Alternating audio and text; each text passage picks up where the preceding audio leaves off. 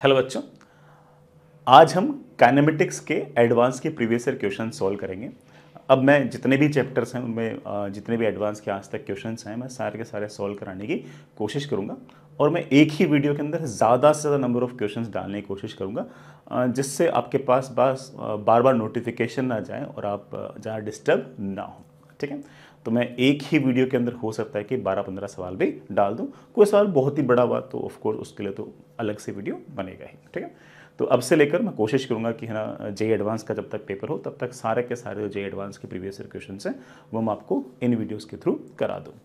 And मैं obvious बात है कि इसमें ना वो वाले सवाल अवॉइड करूंगा जिनको आईआईटी ने बोनस किया है किसी कारण से, क्योंकि फिर उसमें ये समझाने में काफ़ी टाइम लग जाता है कि बेटा ये सवाल गलत है, ये है वो है। तो जो बिल्कुल एकदम आपके काम के हैं जिसमें आपका टाइम वेस्ट ना हो वही सारे के सारे आपके सवाल आ ही जाएंगे। मान के चलो कि 99% सवाल तो आ ही जाएंगे। तो ठीक है, बिल्कुल एक आसान से सवाल से शुरुआत करते हैं। हालांकि ये वाला सवाल तो जेई की स्क्रीनिंग के अंदर पूछा गया था, मतलब 2006 से पहले तक क्या था, 6 से पहले तक क्या था कि ना जेई के एग्ज़ाम से पहले एक स्क्रीनिंग का एग्ज़ाम होता था। उस स्क्रीनिंग के एग्ज़ाम को पास करने के बाद बच्चा एडवांस का एग्ज़ाम दे सकता था। ऐसा ऐसा होता था उस टाइम पे। अब आजकल तो क्या है कि जेई मेन ही जो है ना वही एक तरीके से स्क्रीनिंग की तरह काम कर लेता है ना। तो ये स्क्रीनिंग का सवाल था।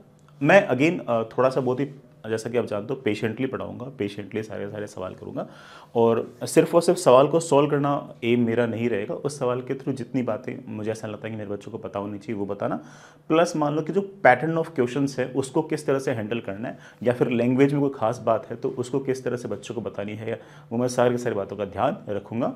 तो अगर मैं पढ़ाने में पेशेंस रख सकता हूँ तो आई मतलब बिलीव दैट कि आप लोग पढ़ने में पेशेंस भी रखोगे। एंड ऑफ कोर्स वीडियोस की लेंथ अच्छी खासी होगी, क्योंकि मैंने कहा ना बेटा मैं ज़्यादा नोटिफिकेशंस नहीं भेजना चाहता कि एक ही वीडियो में आपके सारे के सारे काम बन जाए। ठीक है, तो स्टार्ट करते हैं आज काइनेमेटिक्स से।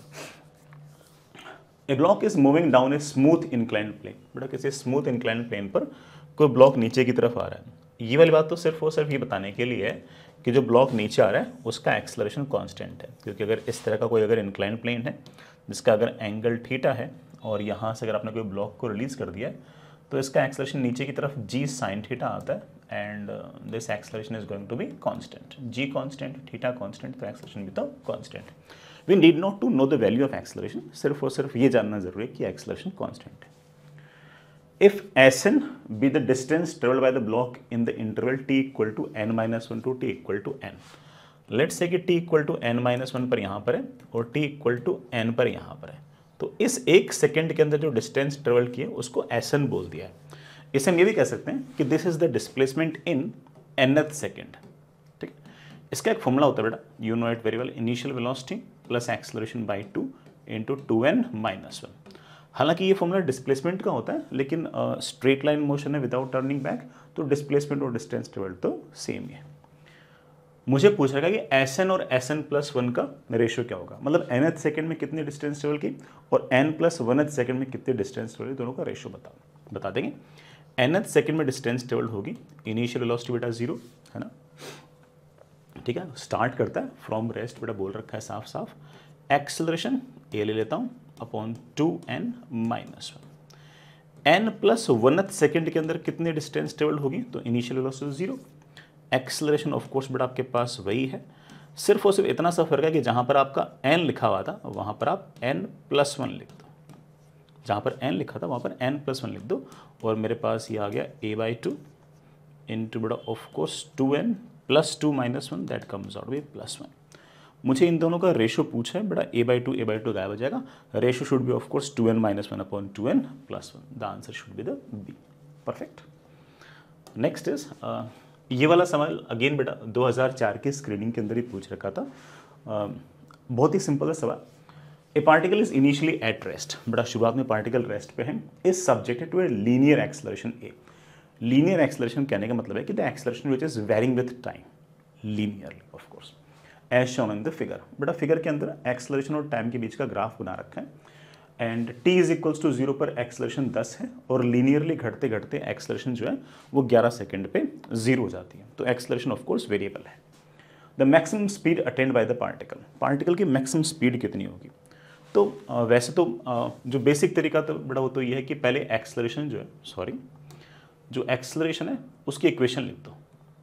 एक्सेलरेशन इक्वेशन लिख दो, ये स्ट्रेट लाइन है, इक्वेशन लिख दो, as a function of time आ गया, और उसी एक्सेलरेशन को हम लिख सकते हैं dv/dt, फिर इंटीग्रेट कर सकते हो तो बड़ा आप किसी भी टाइम पर वेलोसिटी निकाल सकते हो। लेकिन हम ये भी जानते हैं कि एक्सेलरेशन वर्सेस टाइम ग्राफ का जो एरिया है वो आपको हमेशा चेंज इन वेलोसिटी देता है। तो लेट्स से कोई बच्चा अगर मुझे कह दे कि सर 2 सेकंड पर वेलोसिटी कितनी होगी, तो वो इस वाले एरिया के बराबर होगी। 5 सेकंड में वेलोसिटी कितनी होगी, तो बेटा वो ऑफ कोर्स यहाँ से लेकर यहाँ तक के पूरे एरिया के बराबर होगी। तो सबसे ज़्यादा वेलोसिटी कब होगी, ऑफ कोर्स बेटा सबसे ज़्यादा वेलोसिटी तब होगी जब आपका एक्सेलरेशन 0 हो जाएगा इस टाइम पर, क्योंकि इस टाइम पर एरिया अंडर द कर्व सबसे ज़्यादा है, और ये एरिया अंडर द कर्व मेरे पास आ गया half into 11 into 10, that comes out be 55। It should be equal to final velocity minus initial velocity. Initial velocity of course 0 दे रखी है, तो final velocity comes out to be 55 meter per second.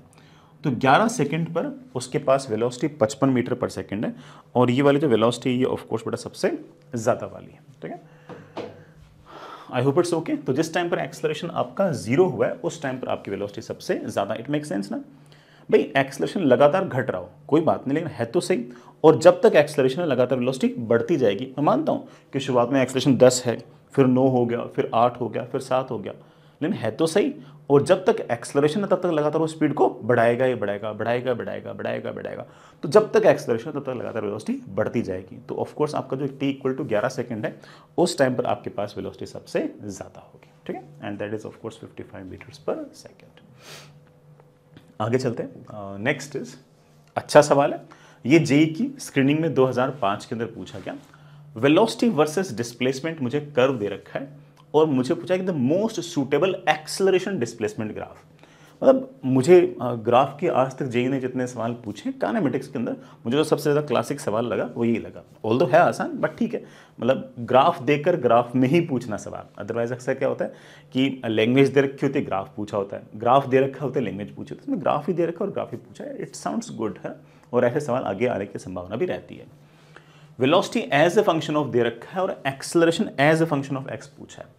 पहले तो इस स्ट्रेट लाइन की equation लिख दो बेटा, मेरे ख्याल से इंटरसेप्ट फॉर्म में आप लिख दोगे v upon V nought plus X upon x nought is equals to 1। तो बेटा v की मेरे पास वैल्यू आ गई बेटा, कितनी आ गई, V nought 1 minus X upon x nought, ये मेरे पास आ गया v। मुझे एक्सेलरेशन चाहिए। अगर एक्सेलरेशन चाहिए तो एक्सेलरेशन के दो ही फॉर्मूले बेटा बेसिक हमारे पास, एक तो एक्सेलरेशन इज dv/dt और दूसरा है acceleration is of course v dv/dx। As you know it very well कि अगर velocity as a function of time दे रखा होता है ये यूज कर लेते, velocity as a function of position या डिस्प्लेसमेंट दे रखा होता है ये यूज कर लेंगे। यहाँ पर तो velocity as a function of हमें डिस्प्लेसमेंट दे रखा है तो ऑफ कोर्स ये यूज करेंगे नीचे वाला। इसके लिए मुझे dv/dx चाहिए बेटा, dv/dx चाहिए, डिफरेंशिएट कर दीजिए with respect to x। V nought constant है, बाहर निकाल लो, 0 का डिफरेंशियल 0 माइनस x का डिफरेंशियल x के रेस्पेक्ट में 1 अपॉन एक्स नॉट। तो ये डिफरेंशिएशन मेरे पास आ गया minus we not upon x nought. खैर मुद्दे पे आते हैं, एक्सेलरेशन चाहिए मुझे। Acceleration is v dv/dx। v कितना है, v है V nought 1 minus x upon x nought into dv/dx। dv/dx है माइनस वी नॉट माइनस, यहां लगा दो, v not upon x naught. जरा चेक करना बेटा क्या बन गया मेरे पास आ गया acceleration is equals to minus we naught का square upon x naught minus बेटा वी नॉट का स्क्वायर अपॉन एक्स नॉट, बेटा माइनस माइनस हो गया प्लस वी नॉट का स्क्वायर, वी नॉट का स्क्वायर अपॉन एक्स नॉट का स्क्वायर इंटू एक्स। ये वी नॉट एक्स नॉट तो सब कांस्टेंट है, वेरी तो सिर्फ और सिर्फ एक्सेलरेशन और एक्स कर रहे हैं। एक्सेलरेशन पर भी पावर 1 है, एक्स पर भी पावर 1, और एक्सेलरेशन और एक्स के बीच ही ग्राफ पूछ रखा है। तो ऑफ कोर्स लीनियर इक्वेशन है, तो graph should be straight line. आप बोलोगे सर सारे ग्राफ स्ट्रेट लाइन ही तो है, ठीक है। ये समथिंग ऐसे कि एक्सेलरेशन आपका वाई एक्सिस के अलोंग है और आपकी पोजीशन जो बेटा वो एक्स एक्सिस के अलोंग है। तो it is something like y is equals to mx plus c. तो ये आपका आ गया y इंटरसेप्ट। बेटा जो y इंटरसेप्ट आ रहा है वो नेगेटिव आ रहा है, दिस इज योर स्लोप, बेटा स्लोप आ रही है पॉजिटिव। स्लोप पॉजिटिव होनी चाहिए लेकिन y इंटरसेप्ट नेगेटिव होना चाहिए। तो यहां पर तो slope negative, not possible. Slope negative, not possible. Slope 0, not possible. इसका स्लोप पॉजिटिव है और साथ ही साथ y इंटरसेप्ट भी नेगेटिव है, तो of course this is the answer. ठीक है, ये बड़ा हमारे पास आंसर आ गया। बल्कि हम तो ये भी कह सकते हैं कि ये जो पॉइंट होगा बड़ा, this point is your minus V nought का स्क्वायर अपॉन एक्स नोट, हम ये भी कह सकते थे। ठीक है, ऑल्दो पूछा नहीं बट ऐसे बताने के लिए बोल रहा हूँ। ठीक है, आगे चलते हैं। नेक्स्ट इज अगला सवाल, अच्छा सवाल है, रिलेटिव मोशन का सवाल है, 2011 का एडवांस्ड का सवाल है। और ये सवाल जो है ये अपना इंटीजर वाले जो सवाल होते हैं उसका सवाल था। ठीक है, देखते हैं। A train is moving along a straight line with constant acceleration a. But हमारे पास कोई ट्रेन है और उसका सामने की तरफ एक्सेलरेशन है, let's say A. This is the train, let's say इसका एक्सेलरेशन है ए।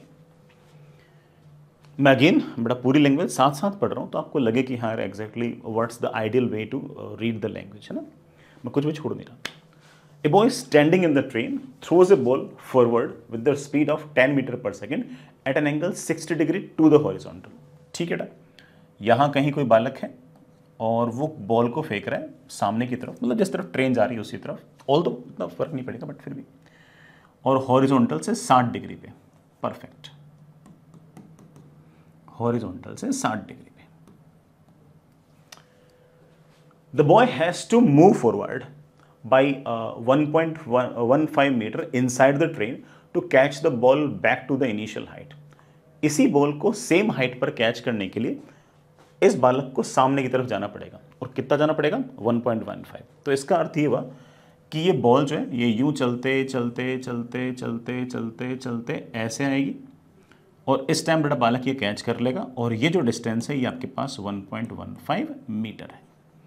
लेकिन ये सारी की सारी कहानी आप कहाँ से देख रहे हो, आपने अगर लैंग्वेज अगर ढंग से पढ़ी तो सारी की सारी कहानी आपने ट्रेन के रेस्पेक्ट में ही बात की है। ठीक है, आपने ग्राउंड के रेस्पेक्ट में कुछ देखा ही नहीं, सब कुछ ट्रेन के रेस्पेक्ट में लिखा हुआ है। लैंग्वेज कितनी साफ है, बिल्कुल भी एकदम मक्कारी नहीं कर रखी। ठीक है, तो इसका मतलब ट्रेन के रेस्पेक्ट में बालक को 1.15 मीटर सामने की तरफ चलना पड़ेगा। Okay, it make sense.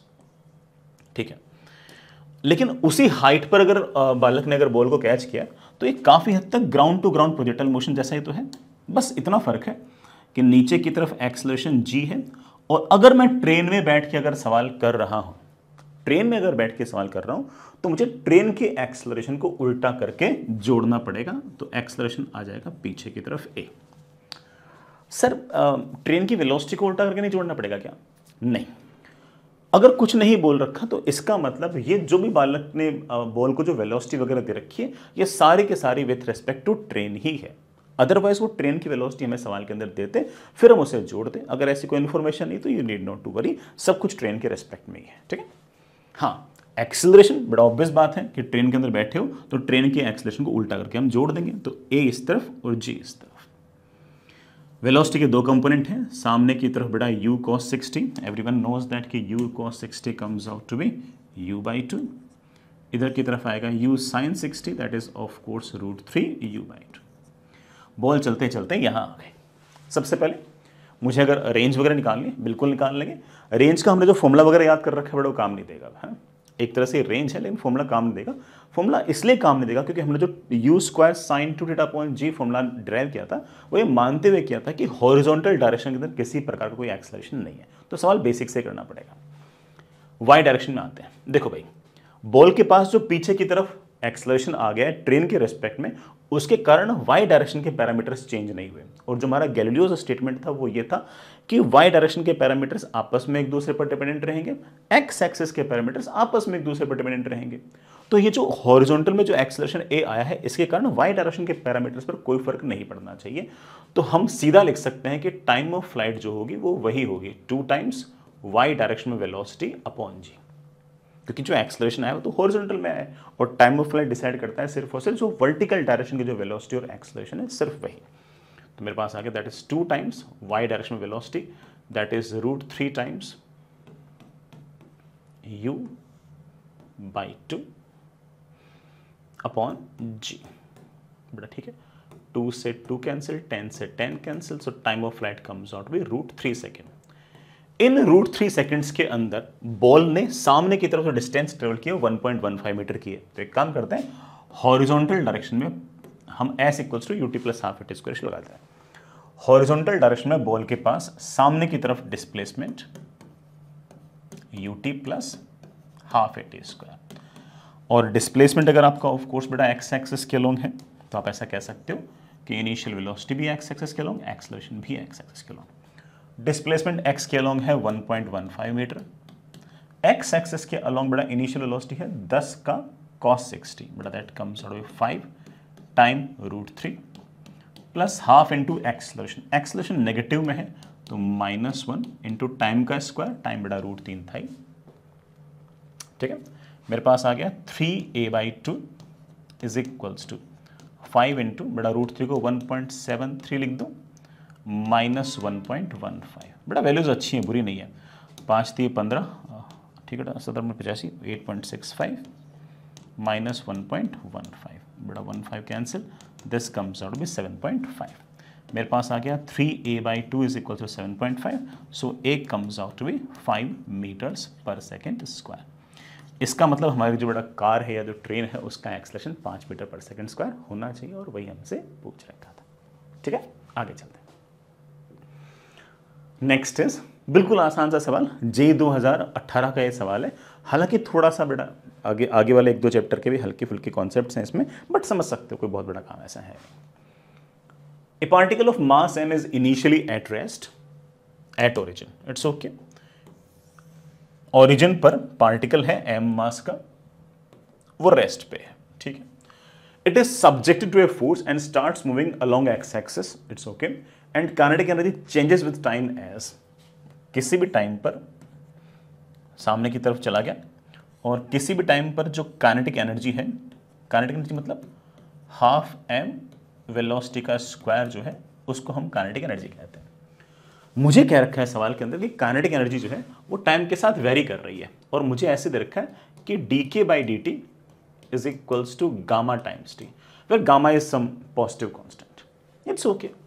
It means that कि d/dt of half mv square is equals to gamma times of t। तो मेरे पास आ गया बड़ा डिफरेंशिएट करना, m times v dv/dt is equals to gamma times of t। करेंगे बेटा सॉल्व, पहले बार सवाल पढ़ लेते हैं, ठीक है। Which of the following statements is are true, बेटा इज आर ट्रू का मतलब ये जो सवाल है more than one correct questions है। More than one correct questions थोड़े से जब भी करो तो थोड़े से एक्स्ट्रा कोशिश रहा करो, हर ऑप्शन को अच्छे से इत्मीनान से इंडिपेंडेंटली पढ़ा करो, ठीक है। सबसे पहले the force applied on the particle is constant, बेटा फोर्स के लिए तो ऑफ कोर्स मुझे एक्सेलरेशन चाहिए, एक्सेलरेशन के लिए मुझे ऑब्वियस बात है कि वेलोसिटी चाहिए। वेलोसिटी मेरे ख्याल से इसको सॉल्व करते आ जाएगा, मेरे पास आ जाएगा v into d v is equals to gamma upon m into t into d t. Integrate बेटा सवाल अगर आपने ढंग से पढ़ा है, मैंने बोला भी है, तो t इज इक्वल्स टू 0 पर बेटा रेस्ट पे था, किसी भी टाइम t पर बेटा let say velocity comes out to be v, बेटा v dv का इंटीग्रेशन आएगा v²/2, t dy का इंटीग्रेशन t²/2, लिमिट लगाते मेरे पास आ गया v is equals to under root of gamma upon m into t. कोई दिक्कत नहीं बेटा, v²/2 उधर t²/2 कैंसिल, मेरे पास ये वेलोसिटी आ गई। सर मुझे एक्सेलरेशन चाहिए, बेटा acceleration is of course dv/dt, तो that comes out to be root of gamma upon m, ये आपका एक्सेलरेशन आ गया। गामा भी कांस्टेंट, m भी कांस्टेंट, तो बेटा ऑफ कोर्स एक्सेलरेशन भी कांस्टेंट, और एक्सेलरेशन अगर कांस्टेंट तो ऑब्वियस बात है कि जो फोर्स लगने वाला है वो भी also comes out to be constant. The force applied on the particle is constant, perfectly fine. The speed of the particle is proportional to time, particle की जो स्पीड है वो टाइम के क्या प्रोपोर्शनल है क्या, बिल्कुल है। The distance of the particle from origin increases linearly with time, जो डिस्टेंस है क्या वो लीनियरली इंक्रीज होगी, ऑफ कोर्स नॉट। वो तो खैर तुम देखी क्या बेटा कि वेलोसिटी अगर डायरेक्टली प्रोपोर्शनल टू t है तो ऑफ कोर्स जो डिस्प्लेसमेंट या फिर डिस्टेंस टेबल वो t²/2 टाइम्स आएगी, क्योंकि इसी वेलोसिटी को हम बड़े आराम से क्या लिख सकते हैं बेटा dx/dt। dt जैसे ऊपर गया मेरे पास आ गया x equals to half times root of gamma upon m into बेटा व्हाट t², ठीक है। इंटीग्रेट करते एक्सप्रेशन आ गया। तो डिस्टेंस ट्रेवल जो वो डायरेक्टली प्रोपोर्शनल टू t नहीं है, बल्कि डिस्टेंस ट्रेवल जो है वो डायरेक्टली प्रोपोर्शनल टू t² है। ऐसा ऑप्शन अगर बनाते तो सही होता। अच्छा इसी को एक तरह से ऐसे बोल सकते थे, the distance of the particle is varying with the second power of time, again it would have been right, है ना। द फोर्स इज कंजर्वेटिव, हाँ ये थोड़ा सा कॉन्सेप्ट ऐसा है जो हो सकता है किसी किसी बच्चे को ना पता हो, मैं एक बार हल्का सा बोल देता हूं कि जब भी आपका कोई कांस्टेंट फोर्स हो वो सारे के सारे कंजर्वेटिव होते हैं। The forces which are constant in nature are always conservative, ठीक है। तो आपका डी ऑप्शन भी सही आ गया। So the answer comes out to be A, B and D.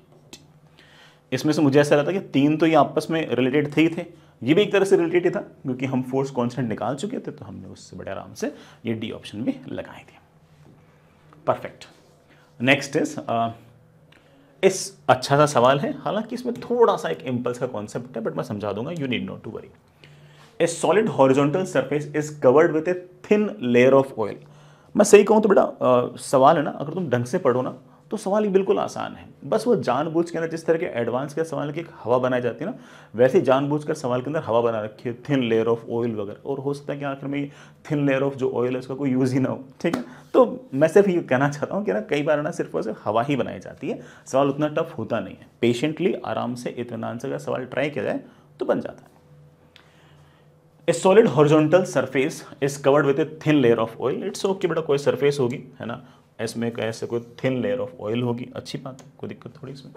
A rectangular block of mass m, बेटा कोई रेक्टेंगुलर ब्लॉक है जिसका मास एम है 0.4 kg, बेटा मैंने इसको इसके ऊपर रख दिया, इज रेस्टिंग, इसका मास है 0.4 kg। A impulse of 1 Newton second is applied to the block at t is equals to 0 so that it starts moving along the x-axis। इस पर एक सामने की तरफ बड़ा जोर का झटका लगाया गया, इम्पल्स लगाया गया, जिसकी वैल्यू है 1 न्यूटन इंटू सेकेंड। ये समथिंग समथिंग ऐसे कि जो ब्लॉक पड़ा है उस पर एक तरीके से मैंने ऐसे धक्का मार दिया, तो इसके कारण इस बॉक्स के पास, मतलब इस रेक्टेंगुलर ब्लॉक के पास सामने की तरफ कोई ना कोई वेलोसिटी आ जाएगी। ये वेलोसिटी कितनी आएगी, इसके लिए बेटा एक छोटा सा फॉर्मूला है, that is impulse momentum theorem. वो कहती है कि सामने की तरफ इंपल्स लगा है 1, it should be equal to इसका final momentum minus initial momentum. Final momentum है बेटा mass into velocity minus initial momentum, इसका 0 था। तो सॉल्व करते ही इसकी जो इनिशियल वेलोसिटी है बेटा मेरे पास वो आ गई 2.5 मीटर पर सेकेंड स्क्वायर। तो इसके पास शुरुआत में जो वेलोसिटी है बेटा वो 2.5 मीटर पर सेकेंड स्क्वायर है, ठीक है। Now what is saying, so that it starts moving along the x-axis with velocity। बेटा देखना वेलोसिटी कैसे दे रखी है, वेलोसिटी लगातार टाइम के साथ घटती हुई दे रखी है, v is equals to v naught e raise to power minus t upon tau. ये वेलोसिटी लगातार एक्सपोनेंशियली घट रही है। आगे जाकर कभी न कभी विस्कस फोर्स वगैरह हम पढ़ेंगे, वहां पर हम देखेंगे कि अगर ऐसे अगर ऑयल की अगर थिन लेयर है उस पर अगर हमने ब्लॉक को अगर सामने की तरफ वेलोसिटी के छोड़ दिया तो पीछे की तरफ एक विस्कस फोर्स लगता है और उसके कारण जो एक्सेलरेशन होता है वो ऐसी ही वेलोसिटी को क्रिएट करता है। But we need not to know कि ऐसा क्यों हुआ, ठीक है, उसने खुद दे रखी है velocity, so why should we care. हाँ ये जरूर है कि टी को 0 रखना, टी को 0 रखते ही इनिशियल आपके पास वेलोसिटी आ गई है बेटा, टी 0 रखते ई रेस्ट पावर 0 तो 1 वी नॉट आ गई, और इनिशियल वेलोसिटी तो हमने बड़ी मेहनत से निकाली बेटा, कितनी है 2.5। तो आप कह सकते हो कि sir velocity as a function of time मुझे पता है और वी नॉट की वैल्यू 2.5 है, तो it is 2.5 into e raise to power minus t upon tau. तो किसी भी टाइम पर आपके पास वेलोसिटी ये है। पूछ क्या रखा है, टाउ की वैल्यू बेटा 4 सेकंड्स दे रखी है। पूछ क्या रखा है, displacement of particle at t equal to 4 second या टी इक्वल टू टाउ। किसी भी टाइम पर बेटा अगर डिस्प्लेसमेंट पूछ रखा है तो this velocity is of course बेटा व्हाट dx अपॉन dt। इसको उधर ले जाओ, मेरे पास आ गया dx is equals to 2.5 e raise to power minus t upon tau into dt integrate. शुरुआत में जब टाइम 0 था तो डिस्प्लेसमेंट 0 था, किसी भी टाइम t पे let set this displacement is x। कितना आसान सा इंटीग्रेशन है, लेफ्ट हैंड साइड में आ गया बेटा आपके पास x, उधर आ गया 2.5 इंटू टाउ इंटू बेटा वो माइनस में मैनेज कर दूंगा, एक बार बेटा टी को टी पुट करना, एक बार 0 पुट करना, 1 minus e raise to power minus 1। मैं बेटा एक स्टेप उड़ा दिया सिर्फ और सिर्फ वो लिमिट पुट करने वाला। टाउ की बेटा वैल्यू मुझे 4 सेकंड दे रखी है, तो मेरे पास आ गया 10 and this comes out to 1 minus 1 upon e. बेटा ज़रा चेक करना, 1 अपॉन ई की वैल्यू शायद सवाल के अंदर 0.37 दे ही रखी है हम लोगों को ना, ठीक है। तो मेरे पास आ गया 0.63 इंटू 10 बेटा that comes out with 6.3 times of meter. 6.3 meter बड़ा आपके पास आंसर आ गया। आंसर की डिमांड मीटर के अंदर थी तो आंसर आ गया 6.3 मीटर। यहीं पर अगर सेंटीमीटर लिखा होता तो answer would have been of course 630। ठीक है, तो क्योंकि एडवांस में थोड़ा पॉइंट ऑफ व्यू सवाल पूछ लेते हैं तो वो 6.3 आ गया। यही वाला सवाल अगर जेईई में पूछते तो बोलते कि the displacement of the block in centimetre, तो ऑफ कोर्स बड़ा आंसर क्या लिखते हैं 630 लिख देते हैं, तो वो इंटीजर में आता है। आगे चलते हैं। नेक्स्ट इज बढ़िया सवाल, और मुझे ना लैंग्वेज वाइज एक बहुत ही अच्छी बात बतानी है। अगेन एक सवाल अच्छा है ना, और बहुत ज़्यादा से न्यूमेरिकली कोई बहुत टफ काम तो नहीं है, but more than one correct question किस तरह से करने हैं उसमें बहुत सा बच्चा बहुत सारी बातें सीखेगा, प्लस साथ ही साथ जो लैंग्वेज है उसको किस तरह से डिकोड करना है वही बच्चा सीखेगा। तो आराम से इतना से सुनिएगा। Starting at t equal to 0 from origin with speed 1 metre per second. अच्छा, a particle follows a two-dimensional trajectory in xy plane so that its coordinates are related by the equation y is equals to x square by 2। मैं समझ गया, आप भी समझ गए होंगे। नहीं समझे तो मैं बताने की कोशिश करता हूं बेटा। एक minute.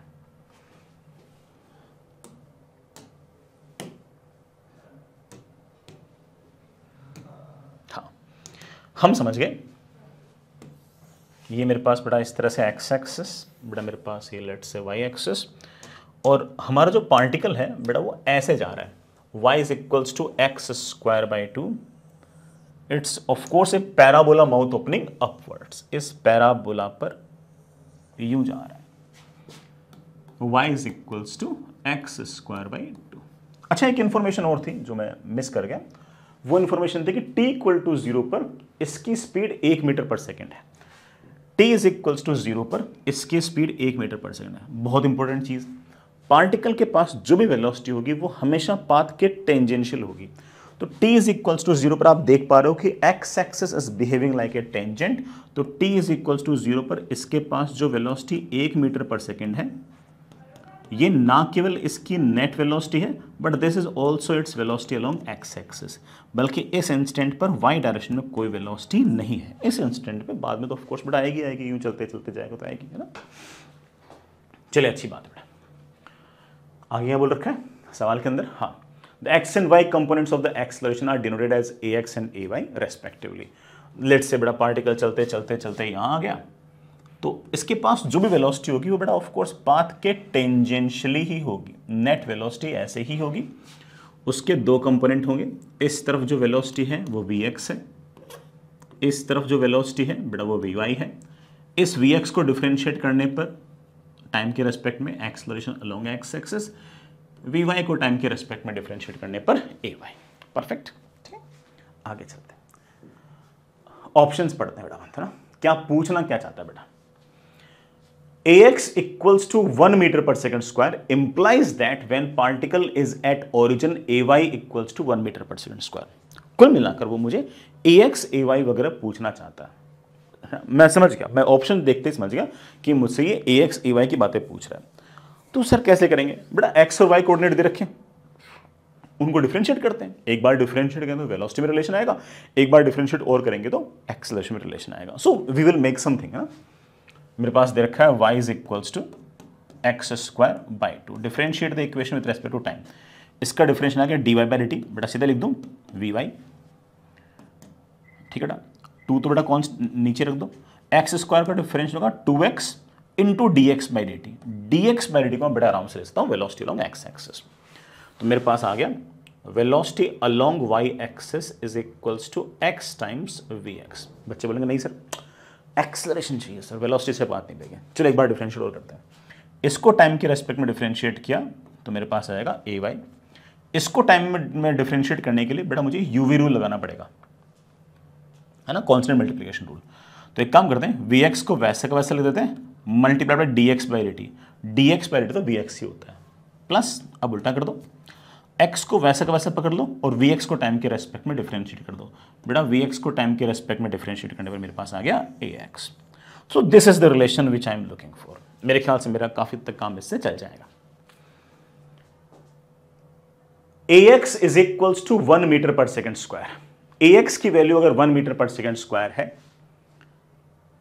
implies that when particle is at origin ay is equals to 1 meter per second square। देखते हैं ax की वैल्यू 1, बड़ा देखना,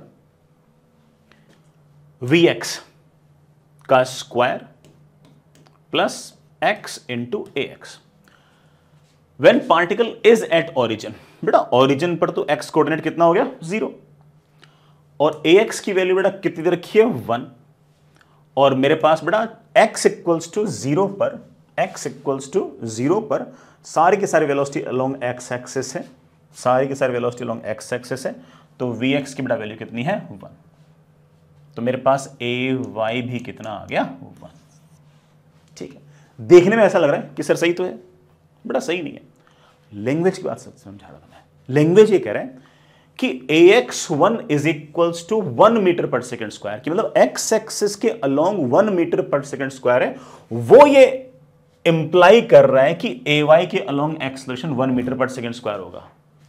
बल्कि मजे की बात यह है कि acceleration is equals to 1 metre per second square जो है, ये अगर 1 ना होता, अगर 2 होता, 3 होता, 4 होता, 5 होता, 100 होता, -100 होता, -1000 होता, कुछ भी होता, तब भी उस केस में ay की वैल्यू तो 1 ही आती। बेटा समझ तो रहे हो? सो ये इंप्लाई नहीं कर रहा, सही है वो अलग बात है, ये मतलब इस चीज को अगर मैं छोड़ दूं तो ठीक है, बात सही है, लेकिन मैं ये थोड़ी कह रहा हूं कि acceleration along 1 metre per second square इस बात पर डिपेंड नहीं कर रहा है कि आपका ax इक्वल्स टू 1 है, बल्कि ax के साथ वाली टर्म तो 0 आ गई, तो ये तो कुछ भी हो। और मैं जानता हूं कि x इक्वल्स टू 0 पर vy की वैल्यू तो बेटा आपकी कितनी होगी 1 होगी, और 1 का स्क्वायर बेटा क्या होगा 1 होगा। तो इसका मतलब ये हो गया कि पहला वाला स्टेटमेंट आपका गलत है। समझ गए बेटा इस बात को? क्योंकि ax की वैल्यू 1 जो है ना, वो डिसाइड नहीं कर रही कि है ना ay की वैल्यू 1 होगी, बल्कि मजे की बात तो यह है कि ax की वैल्यू कुछ भी हो, आपका ay तो 1 ही होगा, क्योंकि ax के साथ में x कोऑर्डिनेट हो, और x कोऑर्डिनेट यहां पर क्या है 0, तो वो तो कुछ भी रख दो। अगर किसी ने ऐसा कह दिया कि ax equals to 5 metre per second square, तो क्या तब भी ay की वैल्यू होगी क्या 1 होगी क्या? यस। तो ये फिर इसको इंप्लाई कहां कर रहा है? इसका मतलब एक्सेलरेशन y डायरेक्शन में 1 मीटर पर सेकेंड स्क्वायर है, वो इस बात पर डिपेंड ही नहीं कर रहा कि आपका x एक्सिस के अलोंग एक्सेलरेशन कितना है। समझ गए होंगे? ठीक है, तो इसका मतलब पहला वाला जो स्टेटमेंट है बड़ा आपका वो गलत है। परफेक्ट, आगे चलते, आगे बड़ा बिल्कुल ठीक है, बाकी वाले सारे ऑप्शन बिल्कुल आसान आसान, बस पहले वाला ही परेशान करने वाला था, तो मेरे अच्छे खास तौर से तो इंप्लाई वाली बात को अच्छे से समझ गए होंगे। ठीक है, नेक्स्ट इज बी ऑप्शन पढ़ता हूं। If ax equals to 0 implies ay is equals to 1 metre per second square at all the time. हाँ बेटा देखते हैं ax की वैल्यू अगर 0 है तो x एक्सिस के अलोंग बेटा वेलोसिटी कांस्टेंट होगी, और शुरुआत में x एक्सिस के अलोंग वेलोसिटी 1 थी, इसका मतलब x एक्सिस के अलोंग वेलोसिटी अब हमेशा ही 1 ही रहेगी। ठीक है, implies that ay is equals to 1। बेटा चेक करके देखता हूं कि ay इज इक्वल्स टू 1 का square plus x coordinate, ax बेटा वैल्यू कितनी 0, ay की बेटा वैल्यू कितनी आ गई 1। ये सही लग रहा है। अगर x एक्सिस के अलोंग अगर एक्सेलरेशन 0 हुआ तो मैं ऐसा लिख पाऊंगा कि vx हमेशा 1 होगा, और vx हमेशा 1 होगा तो बेटा ये ay हमेशा 1 होगा, क्योंकि ये तो 0 हो चुका है, टर्म खत्म। तो इसका मतलब ax का 0 होना जरूर इंप्लाई कर रहा है कि ay की वैल्यू हमेशा 1 होगी, ऑल द टाइम 1 होगी, चाहे x कोऑर्डिनेट 10 हो चाहे 20 हो, क्योंकि x कोऑर्डिनेट कुछ भी हो, ax की वैल्यू 0, तो ये टर्म तो खत्म। और ax की वैल्यू बेटा 0, तो vx की वैल्यू कांस्टेंट, वो आ गई 1, तो ये ay भी कितना आ गया 1। ay हमेशा ही बेटा आपका 1 रहेगा, ये इस बार इंप्लाई कर रहा है। Perfect. At t equal to 0, बेटा तीसरा ऑप्शन पढ़ रहा हूं, C option. At t equal to 0 particles velocity is in x axis. Obvious बात है, सबसे पहले जो सबसे easiest of all the option बेटा वो तो यही है कि t इज इक्वल टू 0 पर पार्टिकल के पास जो वेलोसिटी वो x एक्सिस के अलोंग ही है, क्योंकि पार्टिकल के पास जो भी वेलोसिटी होती है वो हमेशा से टेंजेंशियल टू द सरफेस ही होती है। Next is last option, ax equals to 0 implies that t equal to 1 second the angle between the particles velocity and x axis is 45। सोचते हैं बेटा, सोचते हैं। x एक्सिस के अलोंग एक्सेलरेशन 0 है, तो x एक्सिस के अलोंग वेलोसिटी कांस्टेंट है कितनी बेटा 1 मीटर पर सेकेंड। ठीक है, किसी भी टाइम पर एक्स कोऑर्डिनेट में लिख सकता हूं velocity along x axis into time, बेटा that is equals to 1 into t. ठीक है, एक सेकंड पर ले बेटा ये टी इक्वल टू लेट से 1 सेकंड यहां पर है, t is equals to 1 second यहां पर है। एक्स एक्सिस के अलोंग तो वेलोसिटी 1 ही है, वाई के अलोंग मुझे वेलोसिटी निकालनी है, निकालता हूं। बेटा वाई के अलोंग जो वेलोसिटी है वो हमने शायद निकाल रखी है। वाई के अलोंग जो velocity that is x into v x. बेटा एक्स की बेटा वैल्यू कितनी है, t is equals to 1 second पर एक्स की वैल्यू है 1 मल्टीप्लाइड बाई एक्स एक्सिस के अलोंग वेलोसिटी, बेटा वो भी कितनी है 1। ले बेटा वाई एक्सिस के अलोंग जो वेलोसिटी है वो भी आ गई है 1 मीटर पर सेकंड। बेटा ये भी 1 मीटर पर सेकंड, ये भी 1 मीटर पर सेकंड, तो नेट बेटा वेलोसिटी ऐसे आएगी √2 मीटर पर सेकंड। और अगर ये 1 और ये 1 तो बेटा of course this angle comes out to 45 because tan theta is equals to v y upon v x. तो बिल्कुल सही बात है, एक्स एक्सिस के अलोंग एक्सेलरेशन 0 है, इसी से बड़ा मैं सारी चीज निकाल पाया हूं। अगर एक्स एक्सिस के अलोंग एक्सेलरेशन अगर 0 ना होता तो ये कैलकुलेशन स्टैंड नहीं करती। एक बात और बच्चे भी कह सकते हैं कि सर जो नेट वेलोसिटी होगी ना सर वो यूं होगी, और सर मैं यहां पर अगर मैं टेंजेंट खींच दूं तो अगर ये वाला एंगल थीटा तो ये वाला एंगल भी तो थीटा, और सर ये टेंजेंट मुझे निकालना आता है। मैंने पूछा बेटा कैसे, तो बच्चे बोले sir tan theta is always equals to dy by d x, और dy बाई डी एक्स बेटा करना जरा, y शायद एक्स स्क्वायर बाई 2 है, तो बेटा that comes out B 2x।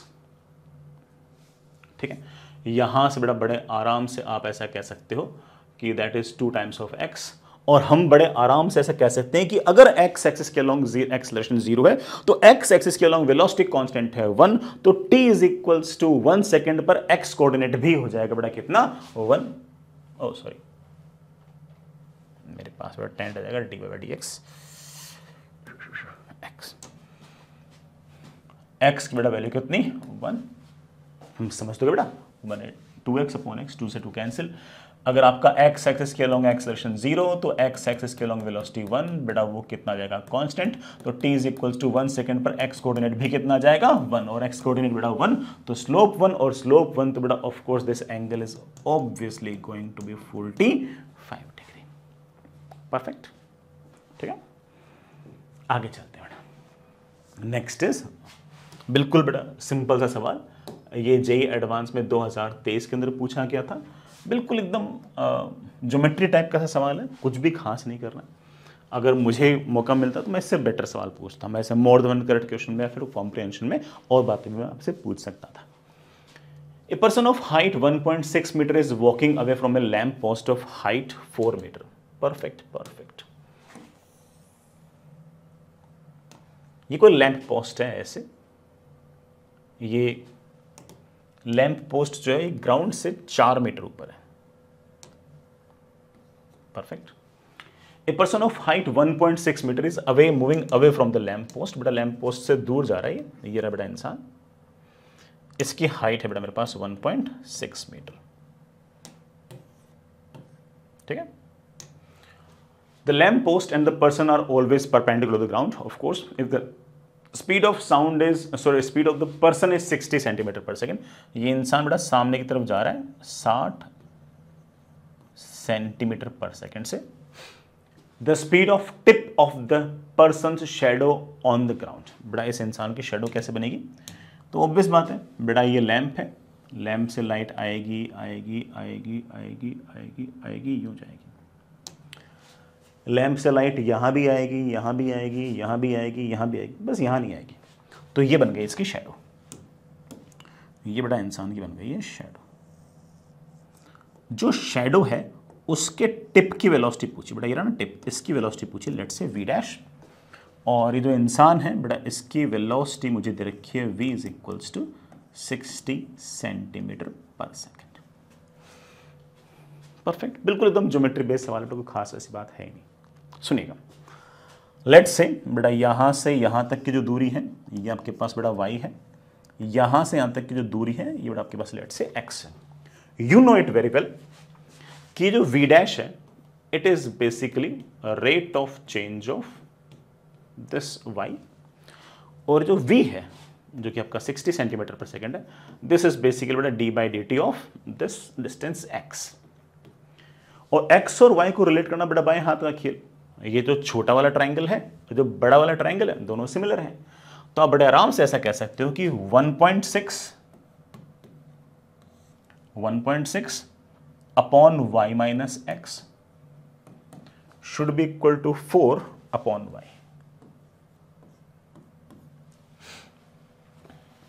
ठीक है, मेरे पास इन दोनों को अगर मैंने कैंसिल किया तो मेरे ख्याल से शायद 2.5 आ गया हुआ।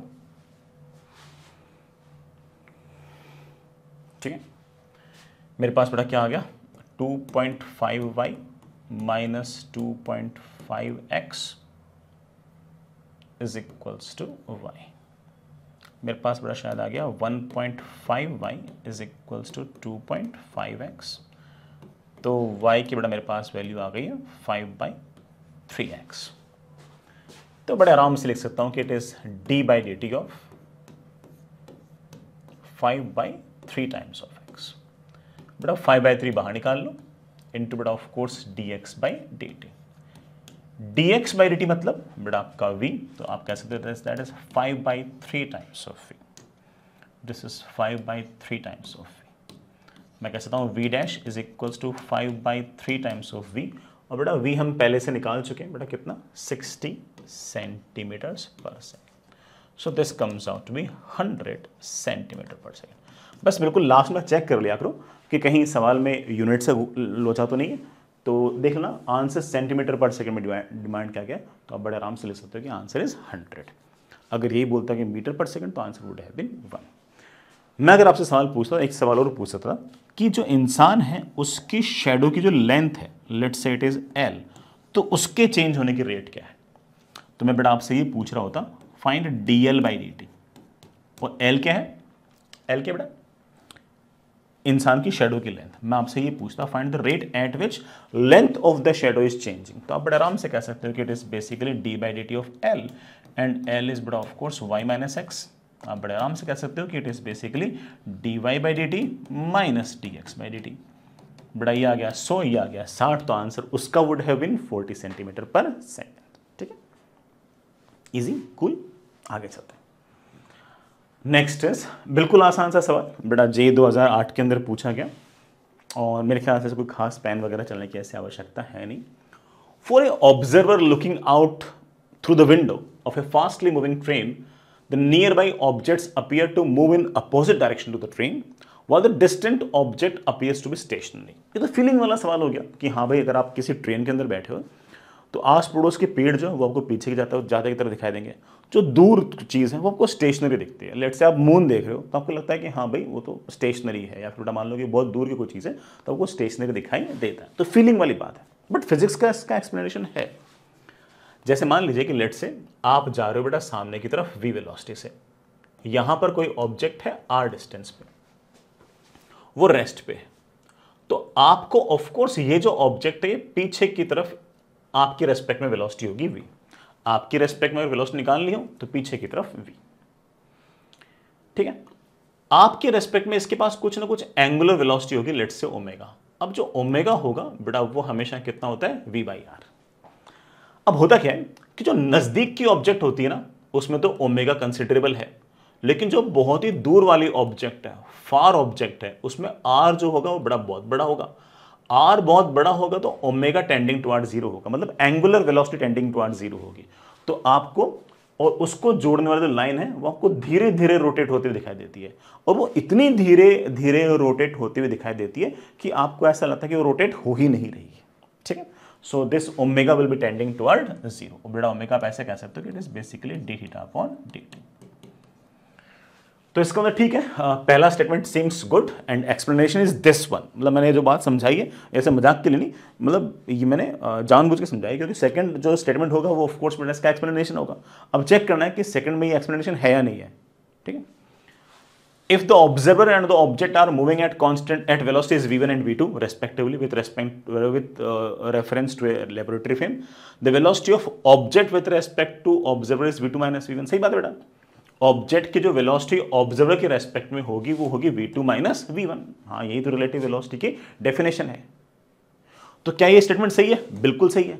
लेकिन क्या ये इसका करेक्ट एक्सप्लेनेशन है क्या? नहीं नहीं, इसका करेक्ट एक्सप्लेनेशन तो ये है कि मुझे और ऑब्जेक्ट को जोड़ने वाली लाइन धीरे रोटेट कर रही है, और वो धीरे रोटेट कर रही है उसके पीछे कारण ये नहीं कि उसके पास वेलोसिटी नहीं है, वेलोसिटी है, लेकिन दूरी इतनी ज्यादा है हमारे और उसके बीच में कि वो एंगल बहुत धीरे धीरे वेरी कर रहा है, और वो एंगल इतना धीरे धीरे वेरी कर रहा है कि आपको लगता है कि वो रेस्ट पे ही है। तो जो मैंने एक्सप्लेनेशन दिया था वो इस कारण से एक्सप्लेनेशन दिया था कि सवाल को देखते सोच लो कि क्या कारण रहा होगा, फिर चेक करोगे क्या ये कारण वही है। If the answer is yes, but ठीक है, लगा दो। तो आप क्या कहोगे कि स्टेटमेंट 1 2 भी ट्रू, करेक्ट एक्सप्लेनेशन नहीं है। Statement 1 true, statement 2 true and not the correct explanation. ये आंसर सही हो गया बेटा, बी आंसर आपका करेक्ट हो गया। परफेक्ट, आगे चलते हैं। हालांकि मैंने बेटा कहा कि मैं कंट्रोवर्शियल सवाल नहीं दूंगा, बट ये थोड़ा सा कंट्रोवर्शियल सवाल है और मैं पूरी की पूरी कहानी इसके पीछे की समझाता हूं, आराम से इत्मीनान से सुनना। A rocket is moving in a gravity free space, बेटा कोई ग्रेविटी वगैरह नहीं है, with constant acceleration 2 metre per second square. बेटा इसको रॉकेट मान लो और ये सामने की तरफ 2 metre per second square along x axis. The length of chamber is 4 metre, बेटा चैम्बर की जो लेंथ है वो 4 मीटर है। A ball is thrown from the left end of the chamber in positive x-axis with speed 0.3 meter per second relative to the rocket, and at the same time the another ball is thrown along negative x-axis with the speed of 0.2 meter per second from the right with respect to the rocket. The time in seconds when the two balls will hit each other, बेटा दोनों ball आपस में एक दूसरे को कब hit करेंगी ये मुझसे सवाल के अंदर पूछा गया। ठीक है, दोनों की सेपरेशन दे रखा था 4 मीटर। आईआईटी ने जब इस सवाल का आंसर की निकाली तो उन्होंने 8 निकाली थी। The answer is 8 seconds. ठीक है, और उन्होंने उस आंसर को आखिर तक माना, बट उन्होंने फिर बाद में एक आंसर और माना 2 सेकेंड्स। तो 8 तो कैसे आए मैं बताया तो उसमें क्या हुआ कि जिस किसी बंदे ने ये सवाल बनाया ना उससे एक चीज मिस हो गई, और वो ये कि ये जब दोनों बॉल मिलेंगी उससे पहले ये वाली बॉल जो है ना ये इससे टकरा जाएगी। बेटा किससे? जो आपका रॉकेट है ना इसके पीछे वाली दीवार से टकरा जाएगी। तो बेटा पहला इसका जो एक्सप्लेनेशन है ना, जो जेई ने आंसर दिया, आईआईटी ने आंसर दिया, वो तो ये था कि भाई वो तो ये था कि वो ये भूल गए कि पीछे दीवार है। वो तो ये भूल ही गए कि बेटा पीछे दीवार है। ठीक है, और उन्होंने कहा कि देखो भाई सीधी सी बात है, इसके रेस्पेक्ट में अगर देखें, इसके रेस्पेक्ट में अगर देखें तो इसके पास 0.3 ऐसे है, एक्सेलरेशन 2 ऐसे है, एक्सेलरेशन 2 ऐसे है। इसके रेस्पेक्ट में अगर देखें तो 0.2 ऐसे है, 2 ऐसे है। इस पर बैठकर अगर मैं इसको देखता हूं तो इसके रेस्पेक्ट में इसका एक्सेलरेशन 0 हो गया। भैया एक्सेलरेशन को उल्टा करके जोड़ दो। लेकिन इसके रेस्पेक्ट में इसके पास वेलोसिटी आ गई, 0.2 को उल्टा करके जोड़ दिया, बेटा कितना आ गया 0.5। तो इस बॉल के रेस्पेक्ट में इस बॉल के पास जो रिलेटिव वेलोसिटी आई बड़ा वो आई 0.5, और जो डिस्प्लेसमेंट और रिलेटिव एक्सेलरेशन इस बॉल के रेस्पेक्ट में इसके पास जो है वो आया 0। डिस्टेंस ट्रेवल करनी थी बेटा 4 मीटर, और कांस्टेंट रिलेटिव वेलोसिटी से 0.5 से इधर की तरफ आ रही थी, तो आपके पास टाइम की वैल्यू आ गई 8 सेकेंड। और उन्होंने 8 सेकेंड आंसर दिया भी, और उन्होंने आखिर तक 8 सेकेंड जो ड्रॉप नहीं किया। ठीक है, लेकिन इसमें एक लोचा है। अब लोचा ये है कि ना 8 सेकेंड अगर मैं टाइम ले लेता हूं तो इस बात को तुम जरा खुद सोचो कि 8 सेकेंड के अंदर तो ये वाला जो बॉल है अगर मैं लिफ्ट इस चैम्बर के रेस्पेक्ट में अगर देखता हूं तो एक्सेलरेशन पीछे की तरफ कितनी 2, वेलोसिटी सामने की तरफ है और चैम्बर के रेस्पेक्ट में एक्सेलरेशन ऐसे है, बॉल यूं जाकर ऐसे आएगी। और तुम तो जानते हो बेटा यहां से यहां तक आने का टाइम u/a, यहां से यहां तक आने का टाइम u/a, तो यहां से यहां तक का टोटल जो टाइम आएगा वो आएगा 2 टाइम्स u/a, बड़ा that comes out with 0.3 seconds. तो इसका मतलब अगले 0.3 सेकेंड के अंदर ये जो बॉल है ये इस दीवार से टकरा जाएगी। तो ये वाली बॉल इस वाली बॉल से टकराए उससे पहले ये वाली बॉल टकरा गई बेटा किससे? दीवार से। और हमने जो अभी 8 सेकंड आंसर निकाला उसमें दीवार के साथ टक्कर तो मानी नहीं हम लोगों ने, तो वो तुमने ये मानते हुए सवाल कर लिया कि ये वाला जो सरफेस ना, ये वाला जो सरफेस है ये आगे भी है, उधर भी आगे तक चली गई है, ये मानते हुए सवाल कर लिया।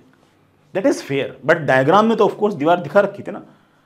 अब जिस बच्चे ने 2 सेकंड आंसर निकाला उन्होंने क्या माना, उन्होंने भी एक चीज मानी, उन्होंने माना कि बॉल जाएगी जाएगी जाएगी जाएगी जाएगी 0.15 सेकंड जाने में, 0.15 सेकंड आने में और 0.3 सेकंड में यहां पर जाकर ये टकरा जाएगी। अब टकराने के बाद क्या होगा ये इंफॉर्मेशन में सवाल के अंदर नहीं है, उसके लिए चाहिए होता है हमें यहां पर इस सरफेस का कोफिशिएंट ऑफ रेस्टिट्यूशन। तो उन बच्चों ने, खास तौर से जो अच्छे बच्चे थे, टॉपर बच्चे थे, उन्होंने ऐसा मान लिया कि कुछ नहीं दे रखा, कोफिशिएंट ऑफ रेस्टिट्यूशन नहीं दे रखा, तो मैं एक बात मान लेता हूं कि ये बॉल यहां पर जाकर चिपक जाएगी, यहां पर जाकर ये बॉल चिपक जाएगी, और जब ये बॉल यहां पर जाकर चिपक जाएगी तब ये वाली बॉल यहां से यहां पहुंच जाएगी, क्योंकि ये वाली बॉल तो लगातार उस तरफ आ ही रही है, तो ये कभी ना कभी आके वहां पर चिपक जाएगी और वही हमारा आंसर होना चाहिए।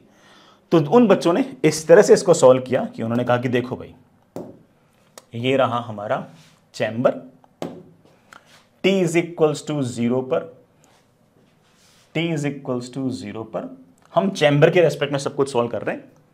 तो इसके पास बड़ा वेलोसिटी है 0.3 इस तरफ, एक्सलरेशन 2 इस तरफ, इसके पास बड़ा वेलोसिटी है 0.2 इस तरफ, एक्सलरेशन बड़ा 2 इस तरफ।